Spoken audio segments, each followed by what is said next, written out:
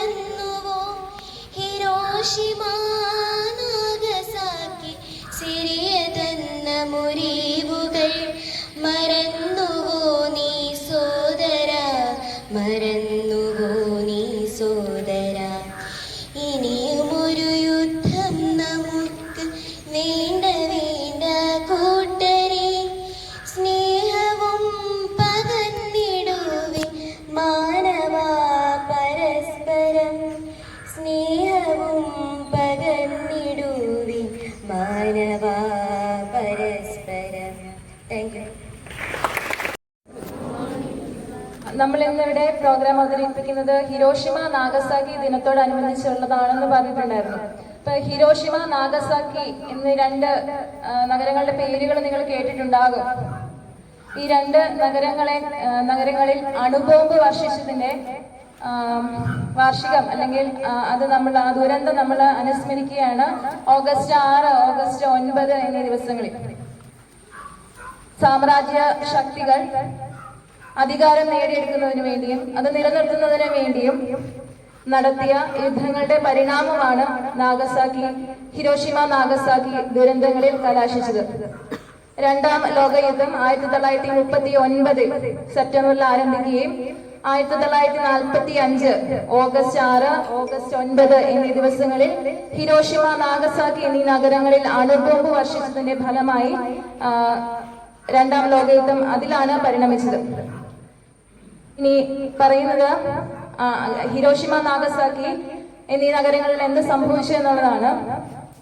America, സഖ്യശക്തികളിലൊന്നായ America ജപ്പാനിലെ ഹിരോഷിമയില് August 6-ാം തീയതി little boy എന്ന് പറയുന്ന യുറേനിയം സമ്പന്നമായ അണുബോംബ് വർഷിച്ചു. അതേ തുടർന്ന് ഓഗസ്റ്റ് 9-ാം തീയതി ജപ്പാനിലെ നാഗസാക്കി എന്ന് പറയുന്ന നഗരത്തിലും ഫാറ്റ്മൻ എന്നറിയപ്പെടുന്ന അണുബോംബ് വർഷിച്ചു. 3.5 ലക്ഷത്തോളം വരുന്ന ജനസംഖ്യയിൽ 2 ലക്ഷത്തോളം പേർ മരണമടഞ്ഞു. തുടർന്ന് ആണവ വികിരണത്തിന്റെ ഫലം ഇന്നും ഈ ജനതകൾ അനുഭവിച്ചുകൊണ്ടിരിക്കുകയാണ്. ഇത്രയും വലിയ ദുരന്തങ്ങളാണ് ഇന്നും ആണവ നിരായുധീകരണം എന്നുള്ള ആശയത്തെ കുറിച്ച് നമ്മളെ ചിന്തിപ്പിക്കുന്നത്. ഇനിയും ഒരു യുദ്ധമുണ്ടാകാതെ ലോകരാജ്യങ്ങളെല്ലാം തന്നെ ശ്രദ്ധിക്കുന്നതും ഇങ്ങനെ ഈ ഒരു ദുരന്തം മനസ്സിൽ ഉള്ളതുകൊണ്ടാണ്. യുദ്ധം ഒന്നിനും ഒരു പരിഹാരമല്ല എന്നുള്ള കാര്യമാണ് ഈ ഹിരോഷിമ നാഗസാക്കി ദിനങ്ങൾ നമ്മെ ഓർമ്മിപ്പിക്കുന്നത്. ഒപ്പം ഓഗസ്റ്റ് 9 മറ്റൊരു പ്രത്യേകത കൂടിയുണ്ട്. ക്വിറ്റ് ഇന്ത്യ ദിനമായി നമ്മളത് ആചരിക്കുന്ന ദിവസമാണ്. 1942 ഓഗസ്റ്റ് 9 ഗാന്ധിജി ക്വിറ്റ് ഇന്ത്യ പ്രമേയം അവതരിപ്പിച്ചതിന്റെ വാർഷികമാണ് ക്വിറ്റ് ഇന്ത്യ ദിനമായിട്ട് നമ്മൾ ആചരിക്കുന്നത്. ബ്രിട്ടീഷ് ഭരണത്തെ ഇല്ലാതാക്കുക, നമ്മുടെ രാജ്യത്തിൽ നിന്നും തൂത്തെറിയുക എന്നുള്ള വലിയ ലക്ഷ്യം മുന്നിൽ കണ്ടുകൊണ്ടാണ് ഗാന്ധിജി പ്രമേയം അവതരിപ്പിച്ചതും ക്വിറ്റ് ഇന്ത്യ എന്ന മുദ്രാവാക്യം ഉയർത്തിക്കൊണ്ട് 1942 ഓഗസ്റ്റ് 9 ക്വിറ്റ് ഇന്ത്യ സമരം മുന്നോട്ട് കൊണ്ടുവരുന്നത്. അതേ തുടർന്ന് നടന്ന സ്വാതന്ത്ര്യ സമരങ്ങളുടെ ഭാഗമായി നമ്മൾ സ്വാതന്ത്ര്യം നേടിയെടുക്കുകയും ചെയ്തു. ഈ 3 ദിവസങ്ങളുടെ പ്രത്യേകതകള് നമ്മളെ സംബന്ധിച്ചിടത്തോളം നമ്മൾ ഓർമ്മയിൽ വെക്കേണ്ട 3 കാര്യങ്ങളാണ്. ഒന്ന്, നമ്മളെ ഭാരതത്തെ സംബന്ധിച്ചിടത്തോളം സ്വാതന്ത്ര്യത്തിന് വേണ്ടിയുള്ള ഒരു നാന്ദി കുറിച്ച സംഭവവും മറ്റു 2 നമ്മൾ ലോകരാജ്യങ്ങളെ സംബന്ധിച്ചിടത്തോളം വലിയ ഒരു ഓർമ്മപ്പെടുത്തലുമാണ്. യുദ്ധം ഒന്നിനും ഒരു പരിഹാരമല്ല, യുദ്ധം മരണമാണ്, സമാധാനമാണ് ജീവിതവും എന്ന 2 സന്ദേശവുമാണ് നമുക്ക് ഹിരോഷിമ നാഗസാക്കി ദിനം നൽകുന്നത്. ഈ ചിന്തകൾ നമുക്ക് സ്വീകരിക്കാം. ഇത്രയും പറഞ്ഞുകൊണ്ട് വാക്കുകൾ അവസാനിപ്പിക്കുന്നു. നന്ദി.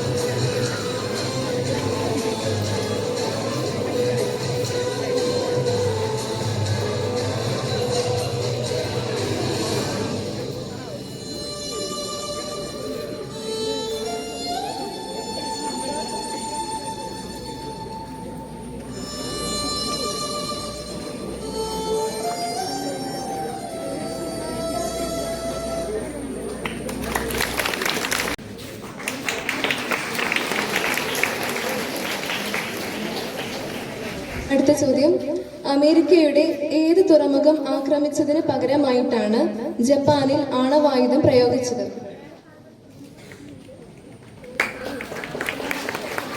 Answer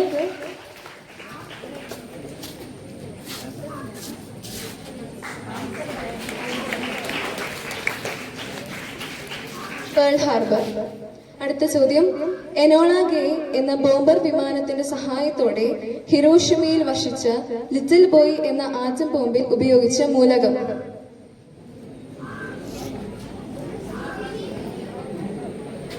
uranium 235. Right answer.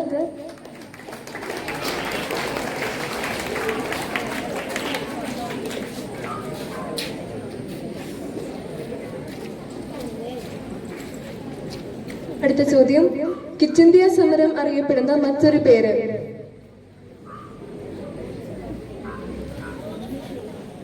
August വിപ്ലവം. Right answer.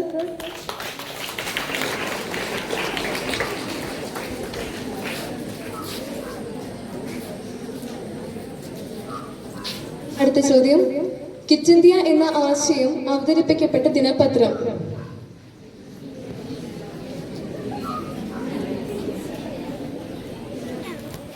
ഹരിജൻ ദിനപത്രം. Right answer.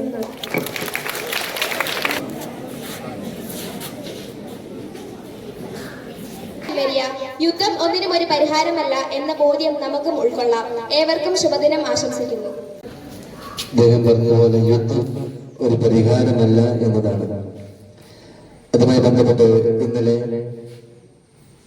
ചിറക്കടവിലെ സെന്റ് എഫ്രേംസ് പള്ളി യുവജനങ്ങളും ഹൈസ്കൂളും കൊളാബറേറ്റ് ചെയ്തുകൊണ്ട് ഒരു പോസ്റ്റർ മേക്കിംഗ് കോമ്പറ്റീഷൻ നടത്തിയായിരുന്നു. 8 കുട്ടികൾ മത്സരത്തിൽ പങ്കെടുത്തു. എല്ലാവരും നല്ല രീതിയിൽ വരയ്ക്കുകയും ചെയ്തു. മത്സരത്തിൽ പങ്കെടുക്കുന്നവർ ഒട്ടനവധി ഉണ്ടെങ്കിലും വിജയത്തിന് അർഹനാകുന്നത് ഒരാൾ മാത്രമാണെന്നാണ് പറയുന്നത്. യുദ്ധവും സമാധാനവും എന്ന തീമുമായി ബന്ധപ്പെടുത്തിയാണ് പോസ്റ്റർ കോമ്പറ്റീഷൻ നമ്മൾ നടത്തിയിരുന്നത്. അതിൽ 3rd പ്രൈസിന് അർഹനായിരിക്കുന്നത് 8A Don Joshi.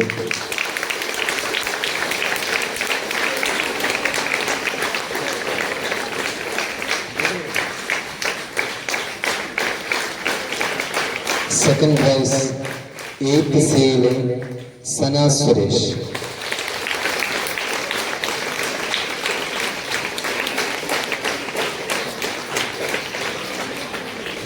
And first prize goes to 8B Adil Krishna.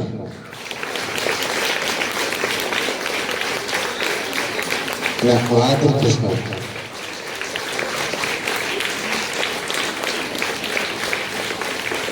പങ്കെടുത്ത എല്ലാ കുട്ടികളെയും സ്നേഹത്തോടെ അഭിനന്ദിക്കുകയാണ്, അനുമോദിക്കുകയാണ്. പ്രത്യേകിച്ച് സമ്മാനാർഹരായ കുട്ടികളെയും ഇതുപോലുള്ള കഴിവുകൾ നമുക്ക് വികസിപ്പിക്കാൻ കിട്ടുന്ന അവസരങ്ങൾ ഏറ്റവും നല്ല രീതിയിൽ പ്രയോജനപ്പെടുത്തുമെന്ന് ഓർമ്മിപ്പിക്കുകയാണ്.